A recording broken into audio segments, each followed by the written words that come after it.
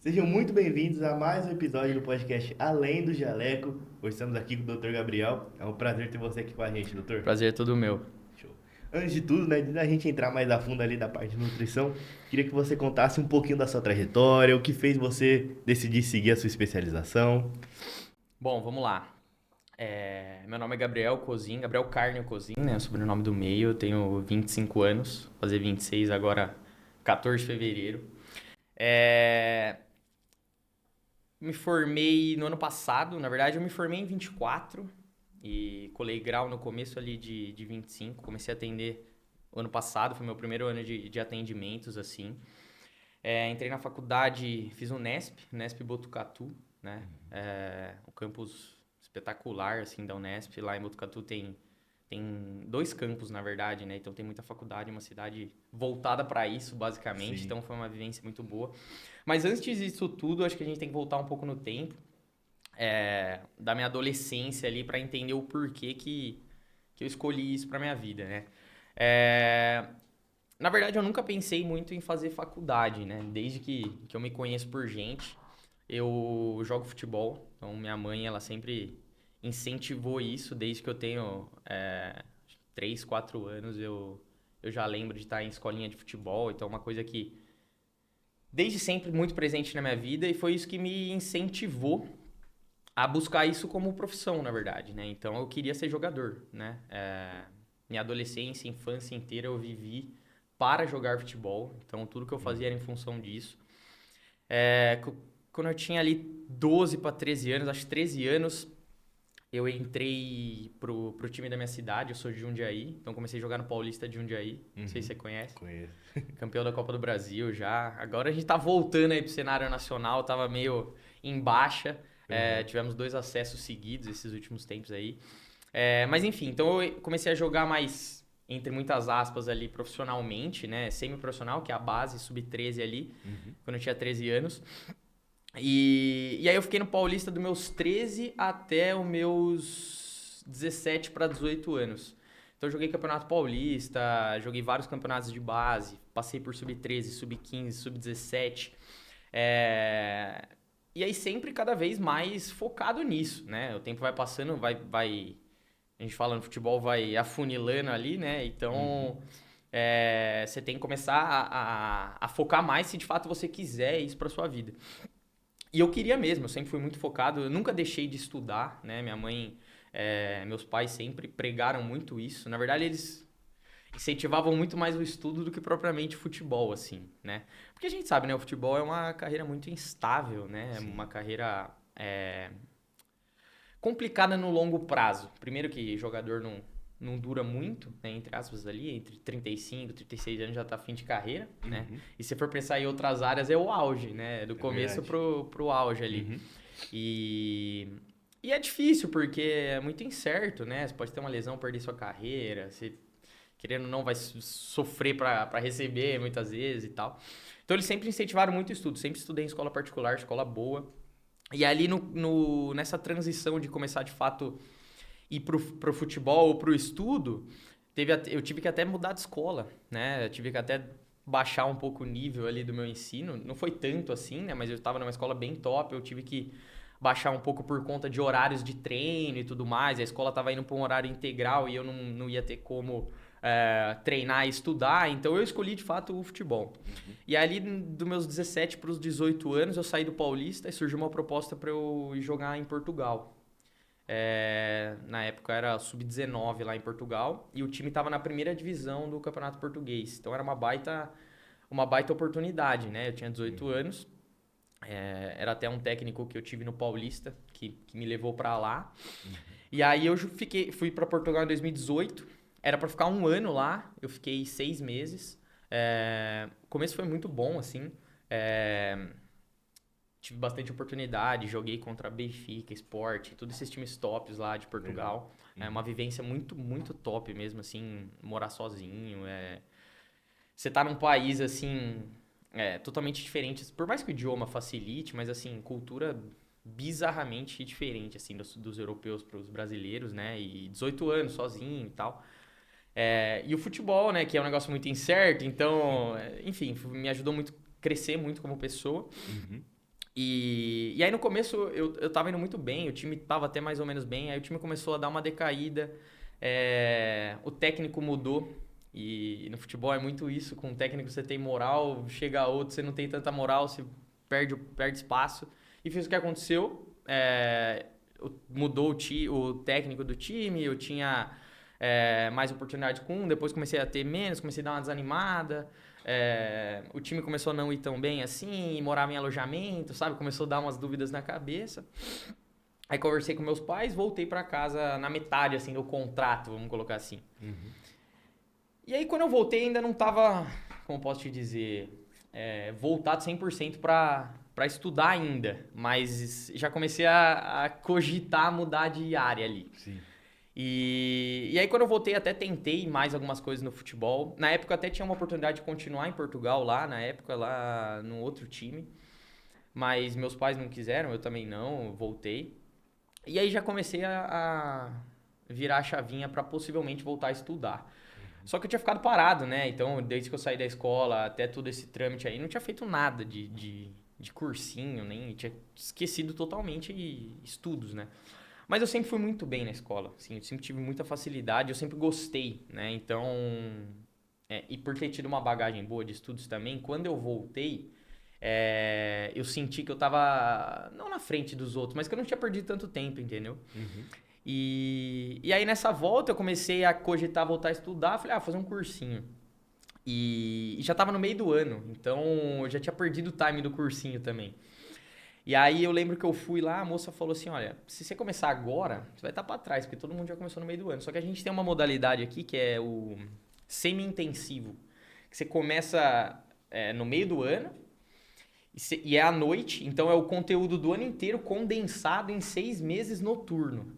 Então o professor meio que vomita o conteúdo no C ali e tudo, só que pelo menos tem um começo, meio e fim, né? Diferente de você pegar um negócio no meio. E aí eu fiz essa modalidade de cursinho, né, mais pauleira mesmo, e aí eu me dediquei 100%, porque eu sempre tive muito essa cabeça de atleta, né? Tipo, você vai fazer um negócio, vai fazer bem feito mesmo, assim, performance, sempre busquei performance.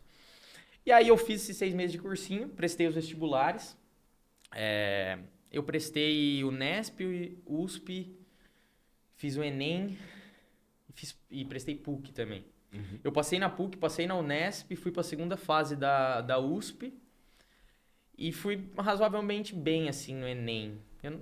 Eu lembro que eu até usei um pouco da minha nota para passar na Unesp e tal. Não prestei Unicamp, que também era uma ideia minha, porque eu ia ter uma viagem, ia dar para prestar e tal.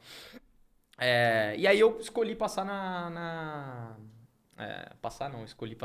passei na Unesp e escolhi fazer Unesp em Botucatu.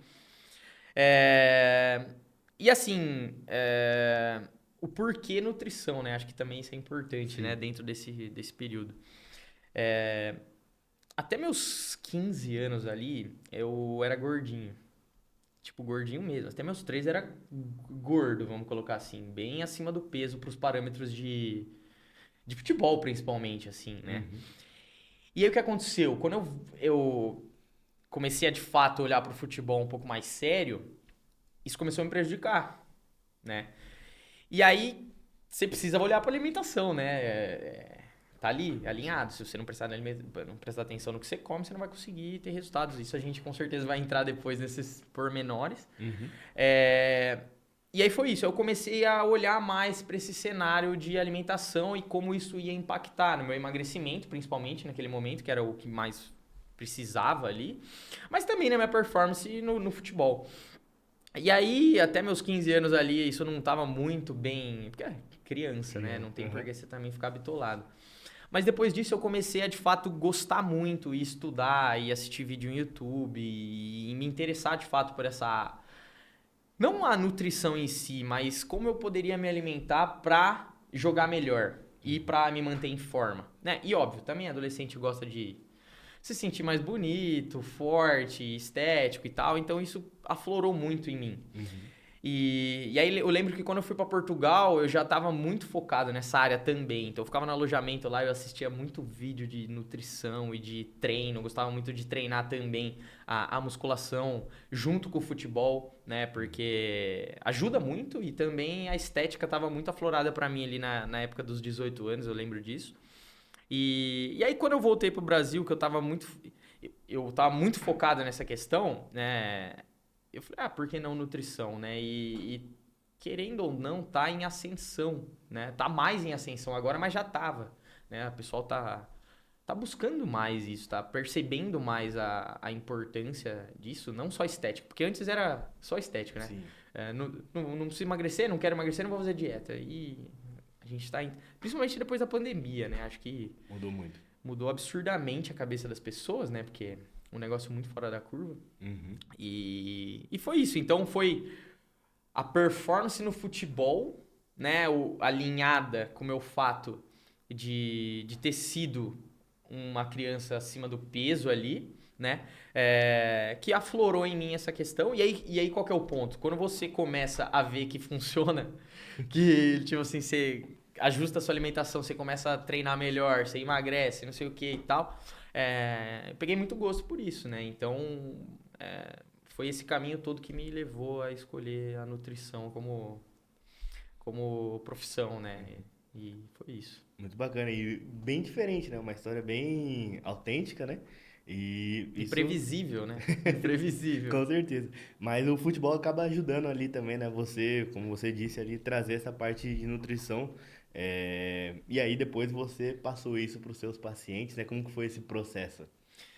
Cara, é até engraçado porque assim, no começo, até quando eu comecei a fazer a faculdade ali, muita gente até estranhou, né? Porque eu sempre tive muito ligado com o futebol, assim, né? Então, essa virada de chave, assim, pra estudar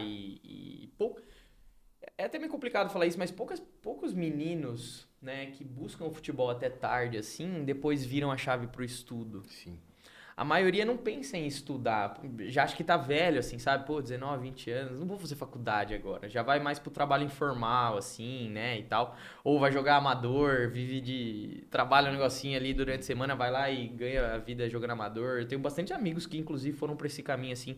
Nada contra, não é esse o ponto, mas eu acho que o ponto do estudo, ele ainda é um pouco complicado pra quem vem do futebol.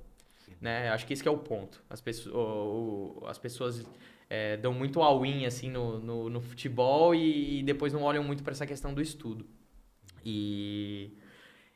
Então foi isso. Eu acho que causou um pouco de estranheza ali no começo por essa mudança brusca, né? Coisa que não é muito comum de se fazer, né? De estudar. E querendo ou não, tinha passado dois anos ali que eu já tinha parado de estudar e começar uma faculdade ali depois, tal, coisa que você vai ter que ficar 5 anos ali plantando, sabe? Tipo, é um investimento, né? A faculdade é um investimento para você colher depois, tanto frutos profissionais como também financeiros, né?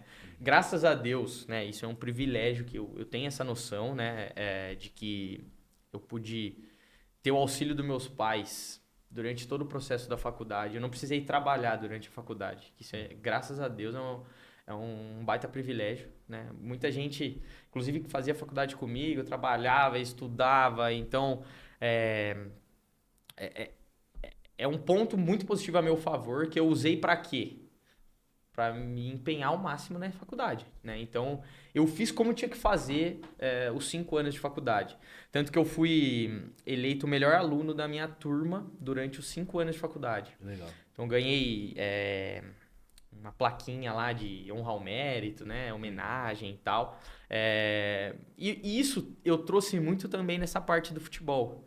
Porque eu sempre busquei muito a alta performance, assim, entendeu? Então, quando eu tava no futebol, eu sempre queria tá bem fisicamente, eu queria estar jogando bem, eu queria estar me alimentando bem, eu queria estar treinando bem, enfim, dormindo bem, eu não bebia uma gota de álcool, né? Então, assim, eu sempre tive a cabeça muito de atleta. E aí, quando eu fui pra faculdade, falei, eu tenho que transferir essa minha questão psicológica para os estudos.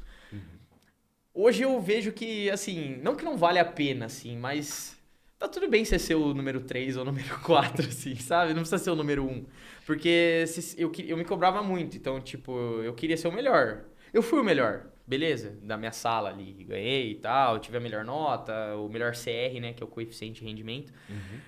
Mas, assim, eu não... Hoje, tudo bem, eu tenho um conhecimento bom e tal, mas hoje eu sinto que é muito mais por todas as outras coisas que eu busquei do que propriamente ter sido o número um, entendeu? Sabe? Uhum. Assim, então eu poderia ter me cobrado um pouco menos, ter tido uma carga psicológica um pouco menor e talvez ter desfrutado um pouco mais ou ter me cobrado um pouco menos, assim, sabe? Porque a pressão de você ser top um é muito alta, sabe? Uhum. Então, é uma característica minha, né? Mas não sei até que ponto compensa ser alta performance o tempo todo. Mas é isso, eu levo muito isso também para as consultas, né? O ponto de você. É que assim, quando a gente fala de atleta, é um mundo à parte, né? Eu tenho alguns pacientes atletas, e aí, atleta eu digo que é o público mais fácil que você tem para lidar. Se Uhum. falar pro cara comer arroz com pedra, ele vai comer. Se eu falar, ó, você comer isso aqui, você vai melhorar seu tempo. Beleza? Você come? Como? Então, assim, o cara, ele não tá preocupado com o que ele vai comer. Ele tá preocupado com o que isso vai gerar para ele. Sim. Então, é o mais fácil, né? É lidar com pessoas que buscam essa alta performance. Porque elas vão fazer o que forem preciso para atingir os objetivos dela, né? Uhum. E, então, a linguagem muda muito, né? Então, hoje eu tenho muito esse feeling de quem eu posso exigir um pouco mais, quem eu posso falar de certa forma, né? Do que tem que fazer, de assim, assim, assado, quem eu posso ser mais preciso, quem eu posso ser um pouco mais flexível. Porque a imensa maioria das pessoas não é atleta, né? Uhum. E não tem contexto de vida de atleta e não tem por que ter. Acho que esse é o ponto. Muitas pessoas ficam com com essa cabeça de atleta sem precisar ter. Isso atrapalha muito o processo, sabe? Uhum. Ah, eu preciso ter uma alimentação perfeita. Ah, eu preciso treinar 7 vezes por semana. Ah, eu preciso, enfim, ter nutricionista personal, um médico, fisioterapeuta. Lógico, perfeito se conseguir, sabe? Mas às vezes o mínimo já é melhor do que você vem fazendo e já vai dar um baita resultado, entendeu? Então hoje eu trago muito dessa bagagem minha de performance, de alto rendimento para as consultas, mas eu acho que mais para minha conduta de entregar o máximo possível pro paciente do que exigir isso dele, sabe? Porque ele não precisa disso, né? As pessoas na imensa maioria das vezes não precisam desse extremismo no ponto de assertividade assim, porque a gente consegue resultados fantásticos só acertando mais que errando, vamos colocar assim, entendeu? Uhum. Não, muito bacana. E como que você enxerga ali a nutrição sem ser somente por estética, né? Provavelmente o pontapé acaba sendo a estética, né? A pessoa quer se sentir melhor, aumentar a Perfeito. autoestima, mas não é só isso, né? Tem a parte da saúde, a pessoa ser uma pessoa saudável, né? Perfeito. É, Bom, vamos lá. É legal falar sobre isso porque, sem dúvida, é o que a maioria das pessoas pensa num primeiro momento, né? Vou no nutricionista para emagrecer. Se eu não preciso emagrecer, logo não preciso ir ao nutricionista. Ponto. Né? Quando pensa em ir no nutricionista, né? Às vezes, sei lá, vou cortar as coisas aqui da minha cabeça, vou fazer dieta do chá, do ovo, da flor, enfim. É, Inclusive, a estética, né? Não só a estética, mas acho que muito da estética me levou para fazer nutrição. Tanto que isso era uma cabeça que eu tinha, assim, né? De só performance e emagrecimento e estética. É, Eu entrei na Unesp muito por conta disso, né? Engraçado que eu não tive uma matéria na faculdade de nutrição esportiva, nem nutrição estética, nem nada desse tipo, assim, né? Tem várias faculdades que tem, mas a Unesp ela é muito focada em saúde pública, assim. Então, muito atendimento em comunidade, nutrição hospitalar, cozinha industrial, essas coisas assim, sabe? Uhum. Então, isso me fez abrir muito a minha mente para nutrição. Porque eu entrei na faculdade pensando em sei lá, quantidade de proteína para maximizar a massa muscular e tal, não sei o quê, e eu tive aula de bactéria e alimento. Assim. Não que isso seja ruim, não, mas eu tive que, óbvio, me aperfeiçoar fora da faculdade, extensões da faculdade, nessas outras áreas que eu gostava e que eu levo hoje pra minha vida, né? Congresso e tudo mais, cursos por fora. Mas a faculdade, ela me abriu esse horizonte, assim, da nutrição, né? Nutrição em doença, nutrição em prevenção de saúde, nutrição em hospital, nutrição em postinho, nutrição na comunidade, enfim. Na longevidade, em todas essas questões, né? E isso é uma coisa que, graças a Deus, a gente está conseguindo dissociar das pessoas, né? De tipo assim, só emagrecimento, ou só estética, ou só ganho de massa muscular, para saúde intestinal, para saúde mental, né? Por quê? Porque se você come bem, você tem uma performance melhor no seu trabalho, você dorme melhor, você consegue trabalhar melhor, você consegue olhar no espelho e ter uma autoestima, uma autoconfiança melhor. Você coloca uma roupa, se sente bem, logo você tem mais alegria para fazer mais felicidade, enfim. Então, uma coisa vai puxando a outra, né? Eu acho que as redes sociais têm um impacto positivo. Óbvio que é uma linha tênue em rede social, né? Até complicado falar disso, mas eu acho que, olhando pro copo meio cheio, rede social tá sendo muito importante para isso também. Porque tem muita besteira na rede social, muita gente fala muita porcaria, né? Hoje, muitas pessoas sem formação na área acham que podem falar o que elas quiserem porque, sei lá, funcionou para elas, elas vão lá, pega o celular, faz o story, eu tô fazendo uma cetogênica aqui, perdi não sei quantos quilos, e o cara tem 1 milhão de seguidor e, enfim, se o cara fez vai dar certo comigo e tal. E não sei... Muita gente copia. Copia, enfim, esse é o ponto negativo, né? Mas eu acho que se você souber filtrar as informações, quem você segue, as pessoas que você se espelha ali na rede social, você consegue absorver muito conteúdo bom. E esses conteúdos bons, né, eles estão mostrando que a nutrição vai muito além da estética, né? E eu trago isso muito também para as consultas, né? Porque é até engraçado que as pessoas elas chegam na consulta até não fazer a avaliação física, elas ficam tensas. Então, tipo, a conversa não flui, sabe? Não desenvolve, porque tá o quê? Tá preocupada com o número. Tá preocupada com o percentual de gordura dela. Tá preocupada com quantos quilos de gordura ela perdeu, quantos de massa magra ela ganhou, a circunferência e tal, não sei o quê. E assim, óbvio, isso é importante. Não tô tirando o mérito disso. Mas é muito mais, né? Se a pessoa chega pra mim e na segunda consulta eu faço anamnese com ela, ela fala, olha, tô dormindo melhor. Eu ia no banheiro 3 vezes por semana, eu tô indo todo dia, sem sofrimento. Eu aumentei as cargas no meu treino. Eu tô subindo uma escada e não tô ficando ofegante. Sabe? Porra, isso daqui já me deu muito mais do que se ela baixou de 13% para 12% de gordura. Entendeu?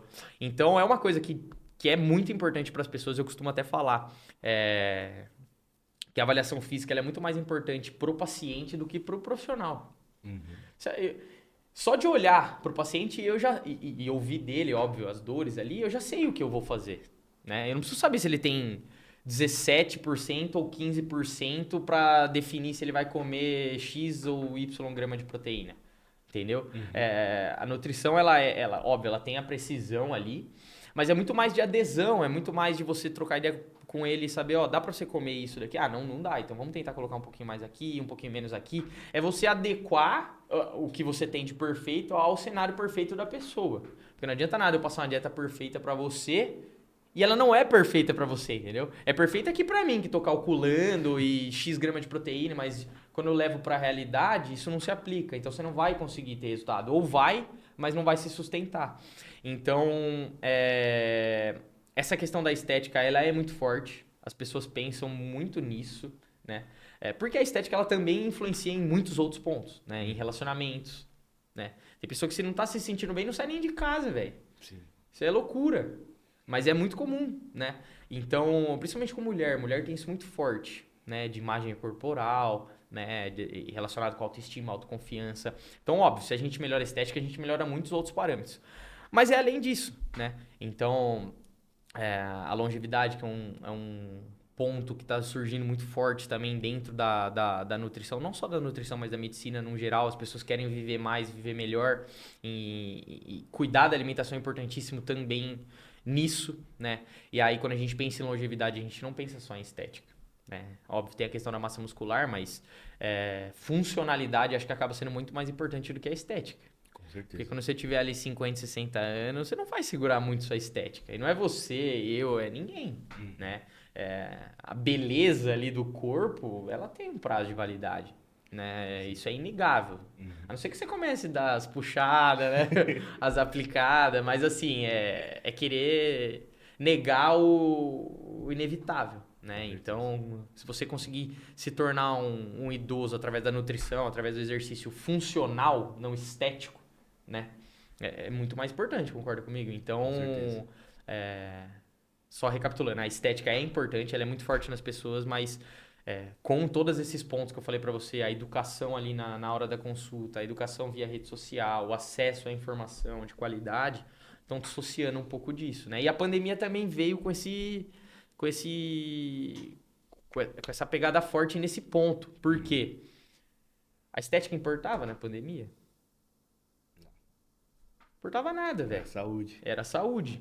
Era você estar se alimentando bem, era você estar minimamente ativo ali. Óbvio que durante a pandemia não dava muito, principalmente quando ficou confinado, mas antes disso, né? Se você tinha ali um estilo de vida que favorecesse você naquele momento, né? A saúde mental pegou muito e a alimentação tem muito vínculo.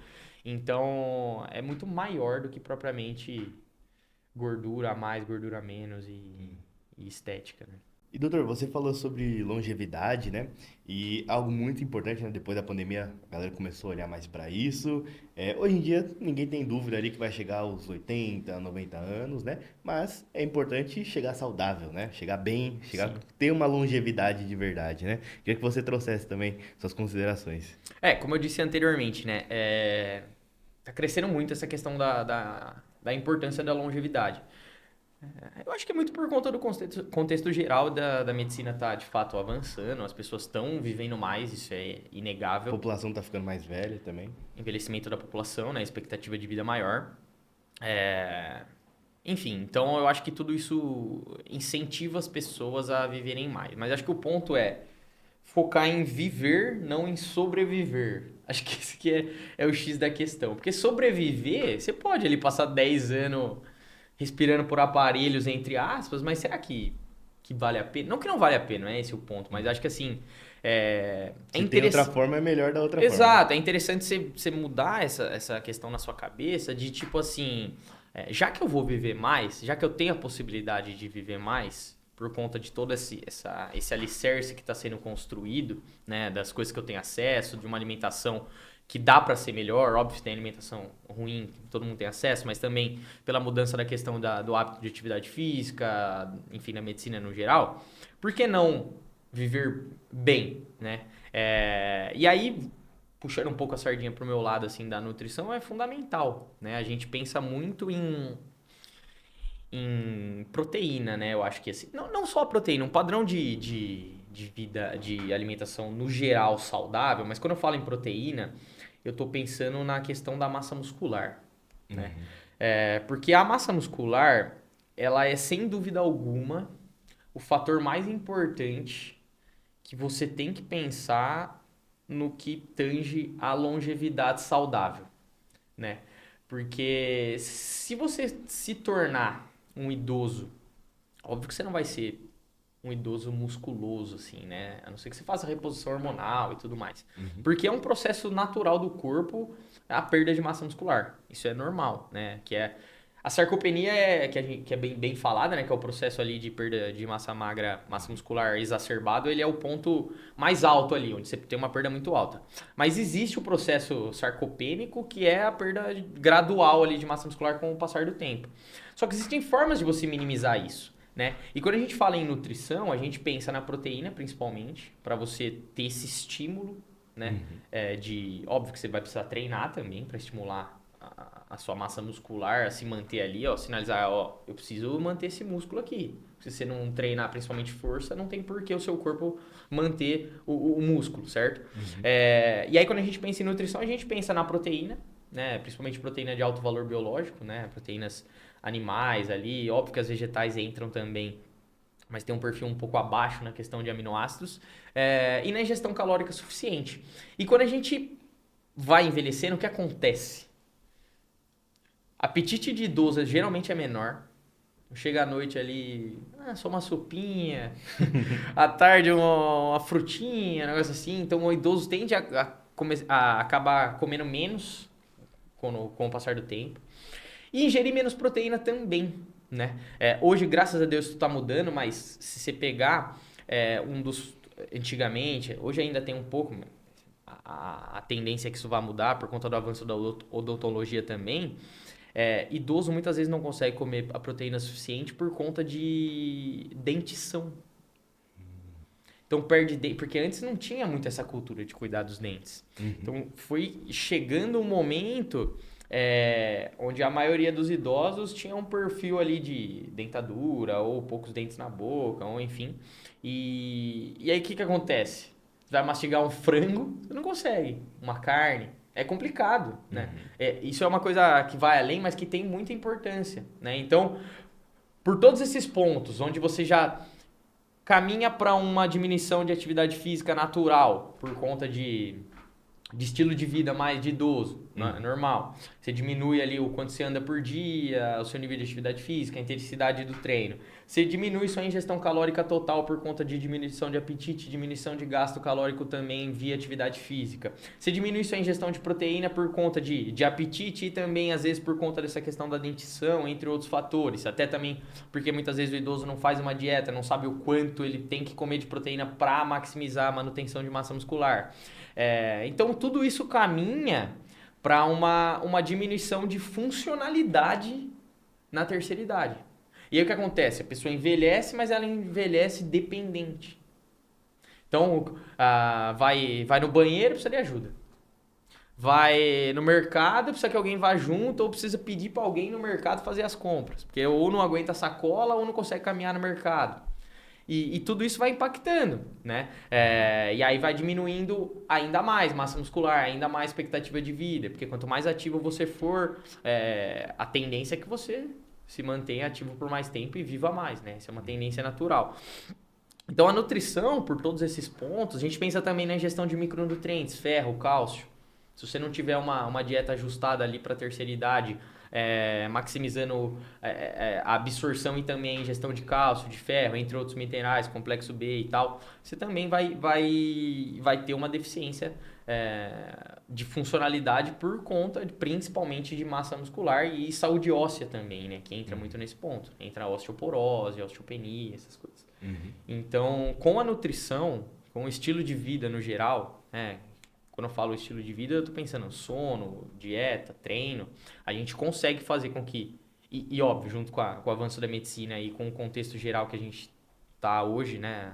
A humanidade, vamos colocar assim, muito avançado, a gente consegue unir tudo e fazer com que a maioria das pessoas que se preocupa com isso agora, acho que esse que é o ponto, que se preocupa com isso agora, que já começa a mudar estilo de vida, que já começa a entender aonde que ela tem que caminhar em relação à alimentação, em relação a treino, que já começa a fazer uma academia.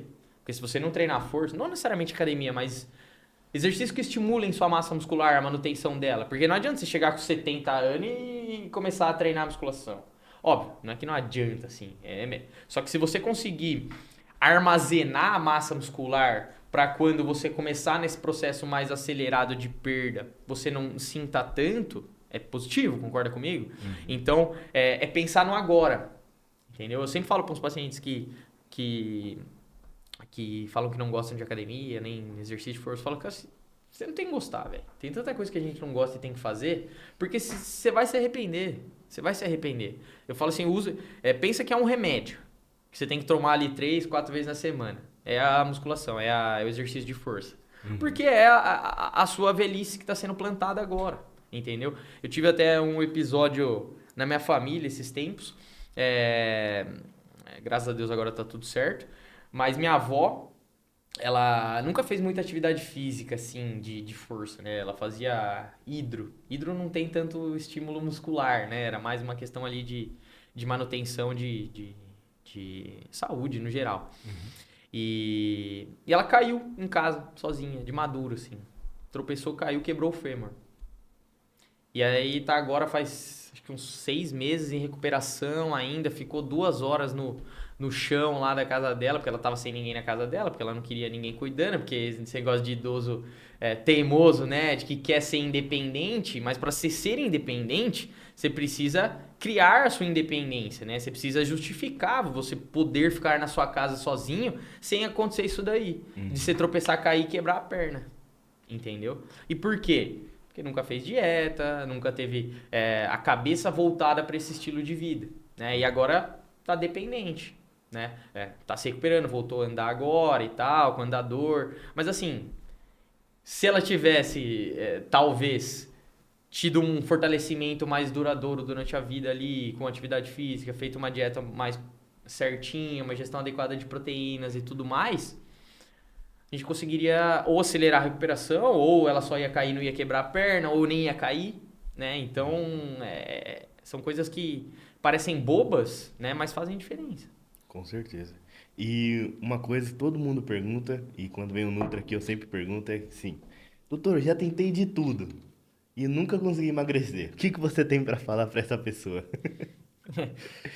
Ó, tem várias camadas nessa pergunta, né? Assim, a pessoa que...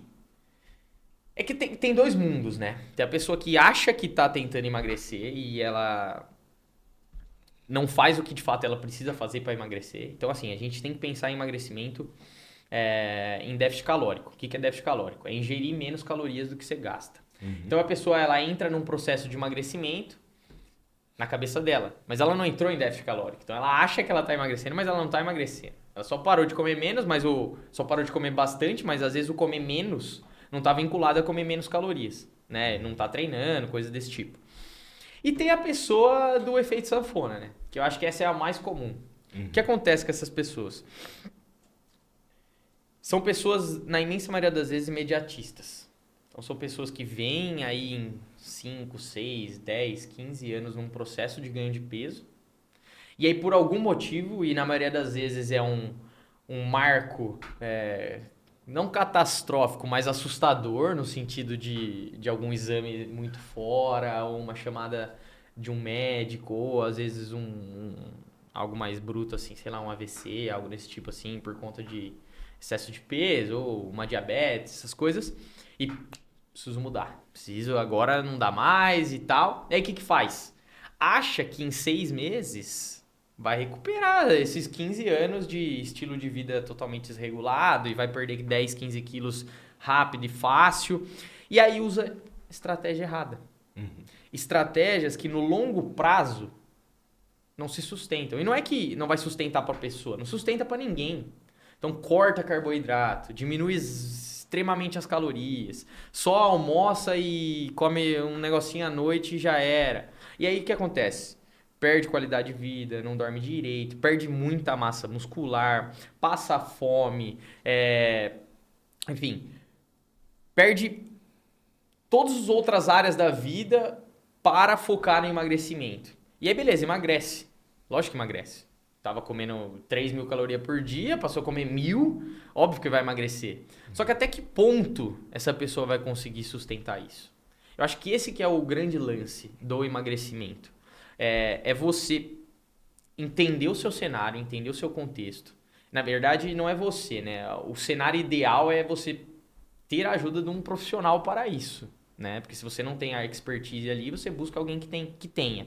E é isso que eu busco fazer com meus pacientes, é entender o contexto, é entender onde a pessoa quer chegar, é entender as dificuldades, os gatilhos que levam ela a comer a mais, o que ela gosta, o que ela não gosta, a rotina de treino e tudo mais.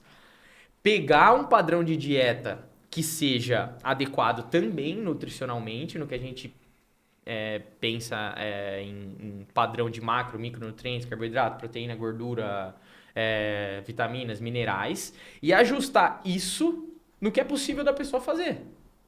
Eu acho que esse que é o grande lance do bom nutricionista. Ele pega o cenário perfeito da nutrição, né? Ajusta esse cenário perfeito pro cenário da pessoa, entendeu? Às vezes você não vai conseguir fazer com que a pessoa coma exatamente o que você quer de proteína por dia, mas tem uma margem. Então essa pessoa você consegue jogar ela um pouco mais para a margem inferior e tá tudo bem. Porque se você forçar ela a comer mais, ela vai fazer, mas ela vai fazer um período e vai parar. E esse que é o ponto. Se você conseguir ter a adesão dessa pessoa na sua dieta, é aí que ela vai ter resultado. E a pessoa não pensa na adesão, ela não pensa no longo prazo, ela pensa no agora. E pro agora dá certo. Daqui 1, 2, 3 semanas eu consigo sustentar isso. Mas no longo prazo não dá, velho. No longo prazo a maioria das estratégias não conseguem ser seguidas. Porque a pessoa não tem essa visão de ir lá na frente, né? E depois, né? Então é um processo, né? A gente tem que aceitar as fases do processo, a gente tem que passar por cada fase do processo, vai ter recaída. O gráfico do emagrecimento não é uma queda livre. Ele é como se fosse um batimento cardíaco, assim, né? Só que o lance é você ter o pico, baixar um pouco mais. E com o passar do tempo, você ter um emagrecimento, né? Vai ter recaída, vai ter momento que você não vai treinar, vai ter momento que você vai comer a mais, vai ter momento que você não vai seguir a dieta, vai ter momento que você vai conseguir cravar a dieta. E é isso, é você entender isso e olhar num recorte maior. Porque no recorte menor, se você usar só as estratégias de curto prazo, não vai conseguir sustentar. Então, acho que esse que é o ponto das pessoas que vivem no efeito sanfona. É não olhar para o longo prazo em estratégias que elas conseguem aderir, entendeu? Entendi. E quais são os mitos que você mais escuta ali no seu consultório, que já é bom desmistificar para a galera que tá assistindo? Cara, acho que a gente precisaria aí de um dia de podcast ficar falando de mito nutricional. Vamos lá, deixa eu ver. Os mais comuns. Cara, acho que medo de carboidrato. Acho que esse, se não for o top 1, ali tá no top 3. As pessoas têm um pavor de comer carboidrato, assim, um negócio assustador. Eu acho que é muito por conta de informações mal passadas, né? Profissionais que vão para a linha da low carb, da cetogênica enfim. Não vamos entrar muito nesses pontos que já até dá suador aqui. Mas, enfim. O carboidrato eu acho que é um grande medo das pessoas. Por quê? O que acontece, na imensa maioria das vezes? As pessoas elas têm um consumo de carboidrato geralmente acima do adequado, né? Porque carboidrato é mais fácil de você comer. É o pão, é a bolacha, é o salgadinho, é o arroz, é o macarrão, é fruta, enfim.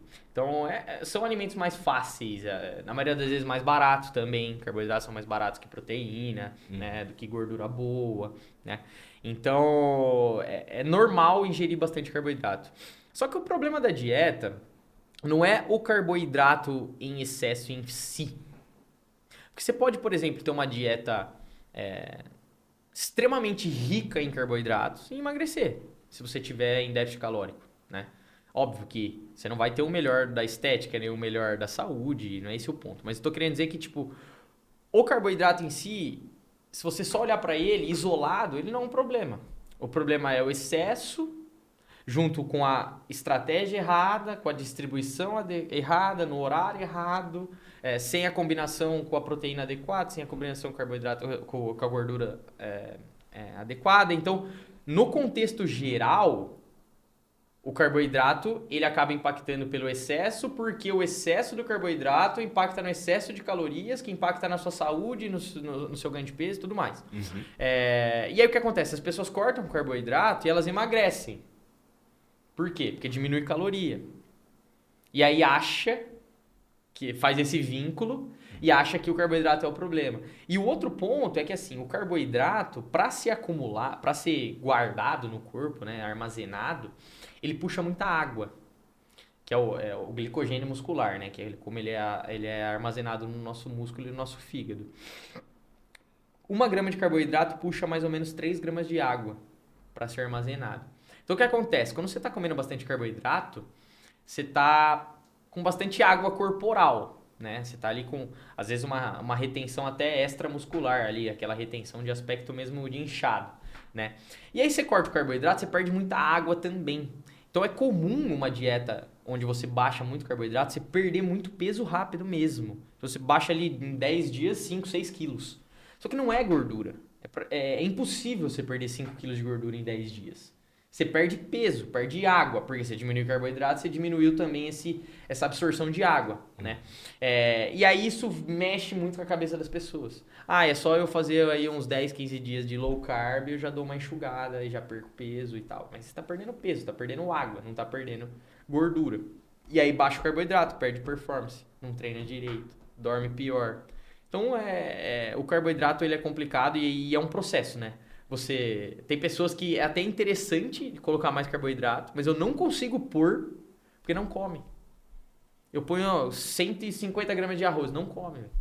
Falar, tô comendo 100, tô satisfeito e tal. E você tem que respeitar, porque faz parte, né? Você tem que mostrar pra pessoa que esse não vai ser isso que vai engordar ela, entendeu? Eu às vezes até mostro os cálculos, falo, olha, tá aqui pra você.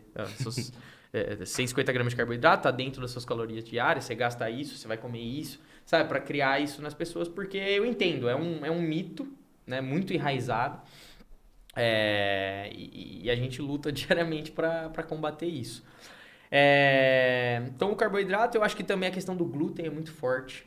Né? As pessoas têm muito medo do glúten também. Glúten é um veneno, glúten é inflamatório, glúten não sei o quê.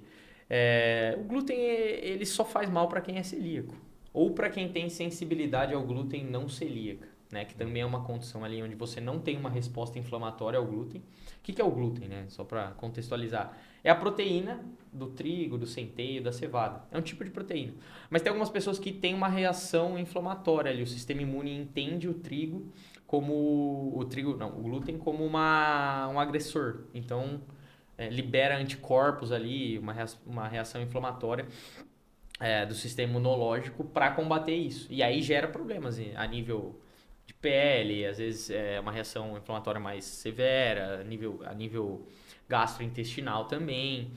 E tem pessoas que não têm essa reação do sistema imunológico, você faz o teste, vê que não tem os anticorpos ali contra o glúten, só que sentem distensão, gases, algumas questões quando ingere o glúten. Então tem esses dois tipos de pessoa.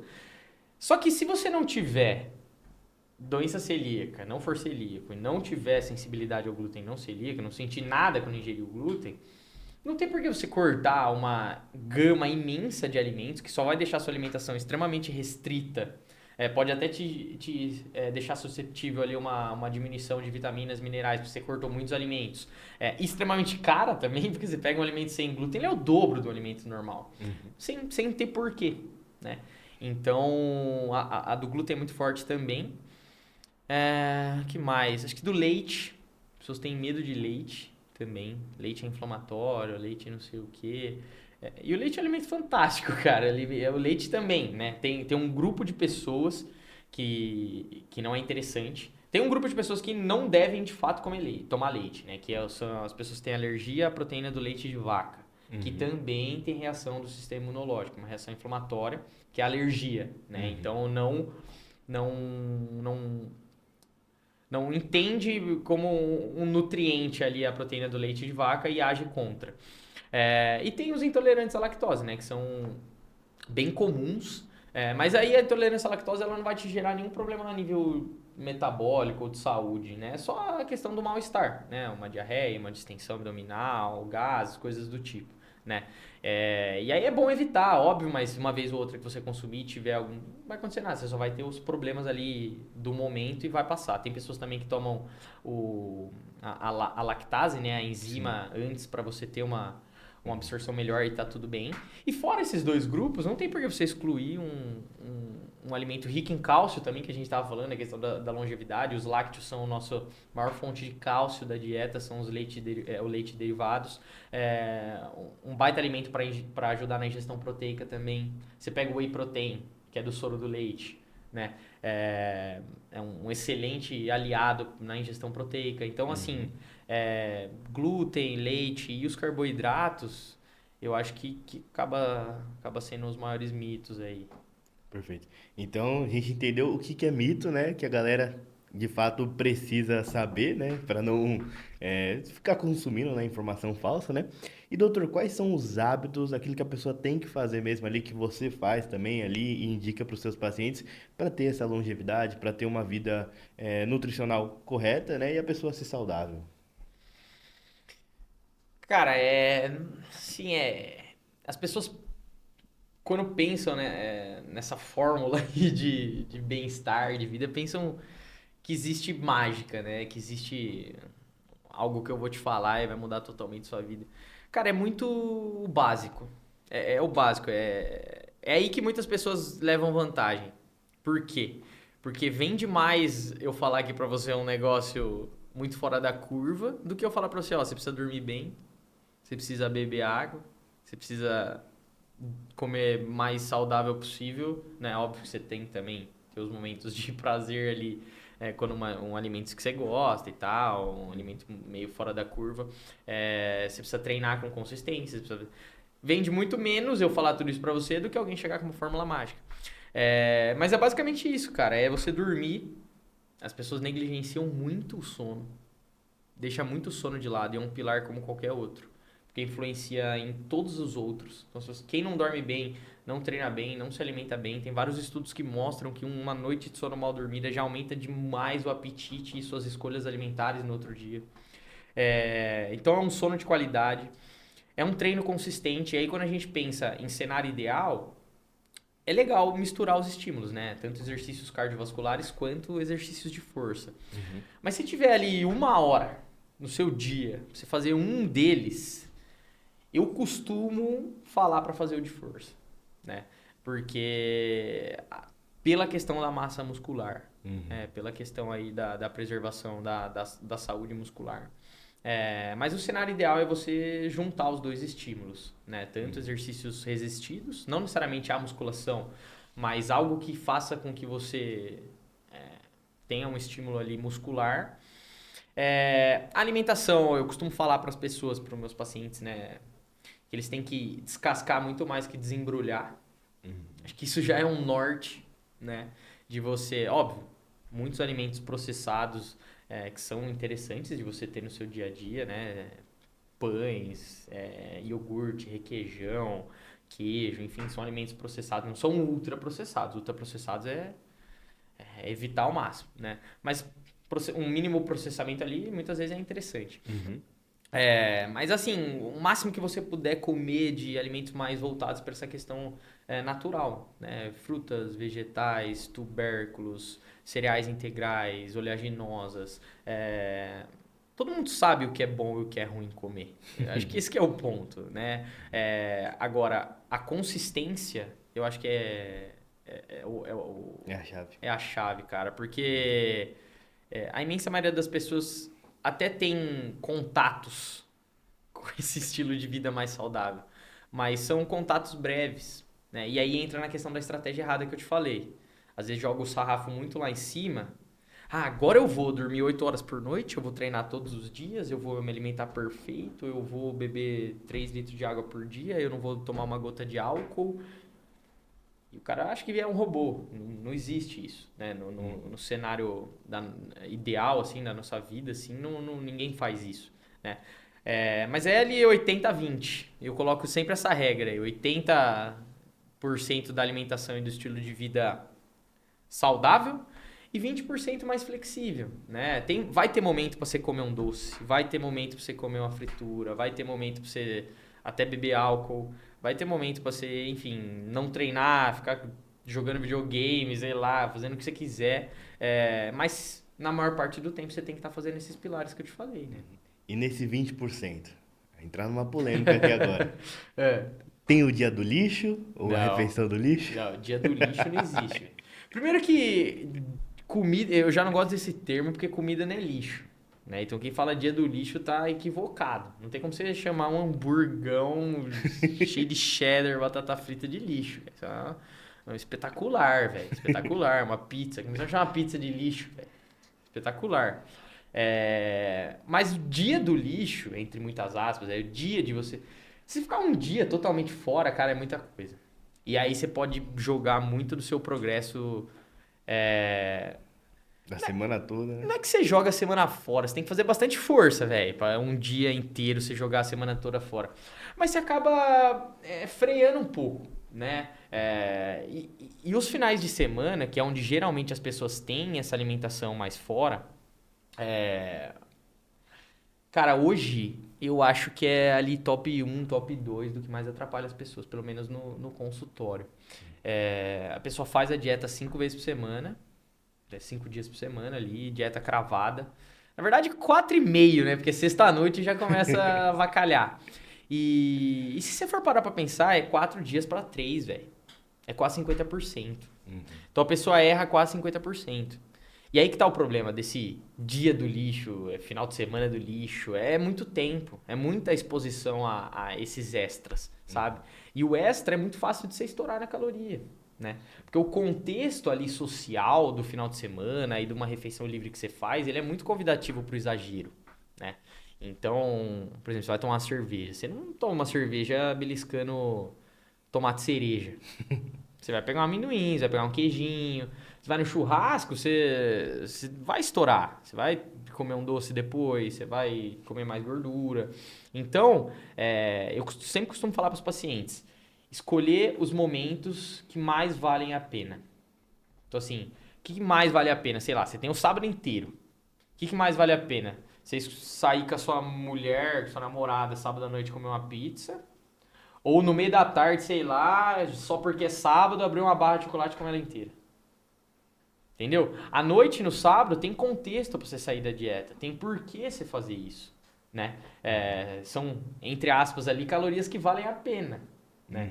Agora, um chocolate sem contexto à tarde, que vai te encher de açúcar simples, gordura, um excesso de calorias, sem ter o porquê você fazer isso, só porque é sábado, só porque você tá no seu dia livre, é cagado, entendeu? Então, eu sempre falo para as pessoas, ó, não olhe pro um dia que você saiu da dieta como se tu tivesse disponível e livre, você pode fazer o que você quiser e pronto, e acabou. Escolhe um momento para isso e faz de fato o que você tiver vontade. Come o que de fato você tiver vontade. Saiu, voltou, acabou, vida que segue. E eu acho que é importante e isso faz com que, inclusive, você tenha mais adesão à dieta. Com certeza. Entendeu? Porque você não fica naquele, nossa, saí da dieta, agora joguei tudo fora, aí depois você volta e aí você quer fazer compensação, sabe? Vou fazer jejum, vou treinar mais e depois você tem outro episódio e aí gera, sabe? É um ciclo. Uma coisa vai puxando. Aí você saiu e você voltou, só que você ficou pior mentalmente e nunca compensa, sabe? Você nunca vai conseguir compensar. Então é melhor você sair da dieta direcionado num momento que vale a pena, com comida que vale a pena. E aproveite isso, desfrute disso e depois você volta ao normal, né? E aí é o que eu digo, refeição livre, não um dia livre, né? Perfeito. E doutor, para quem ainda não te conhece ali, queria que você passasse suas redes sociais, onde é seu consultório, se você faz atendimento online ou não, para o pessoal ali ter um contato mais próximo com você. É nessa câmera aqui que fala? Isso. Bom, eu só tenho o Instagram, né, que é a rede social. Na verdade, eu tenho o TikTok também, mas eu só pego o que eu compartilho no Instagram e jogo no TikTok. Mas é @GabrielCozin, o Instagram. Tô bem ativo por lá, posto bastante, inclusive. Eu atendo em Jundiaí, presencial, né, perto de São Paulo ali. Dá uma meia horinha, 40 minutos. E online para o mundo inteiro, né? Online abriu essas portas aí pra gente. Tenho pacientes aí em outros países, inclusive. E é basicamente isso. Um prazer falar com você. Não sei se a gente já tá Prazer, nosso. acabando. A gente tá finalizando, Porque mas você eu já já ia era- até deixar o convite ali para um próximo episódio a gente falar mais sobre, que tem bastante coisa ainda, né, que falta. Eu falei pra você antes aí, eu falo bastante. É um assunto que eu curto falar, né? Eu acho que a gente consegue ter resultados muito, muito fora da curva, assim, só ajustando a alimentação na vida das pessoas, sabe? Eu vivo isso diariamente, assim. As pessoas começam a se alimentar melhor e muda coisas que você nem imagina que poderia mudar na vida da pessoa, sabe? Até relacionamento, casamento, enfim. É bizarro. Então, isso... Sempre que eu recebo um feedback nesse sentido de que a pessoa começou a comer melhor, emagreceu, sei lá, e mudou a vida em parâmetros que eu nem imaginava que eu poderia mudar e ajudar ela a mudar, né? Obviamente, que eu não faço nada sozinho. Me dá mais vontade de continuar fazendo. Então é um negócio que eu curto muito fazer, que eu gosto de falar, gosto de abordar, gosto de desmistificar as coisas, né? Uhum. Então é isso. Será um prazer poder voltar aqui, curti muito. Show. E Que é bom, isso. espero ter gostado mesmo. É isso aí. Perfeito. E você que chegou até aqui, não esqueça de se inscrever aqui no canal, deixar seu like para não perder nenhum conteúdo, que eu te espero no próximo episódio. Até mais!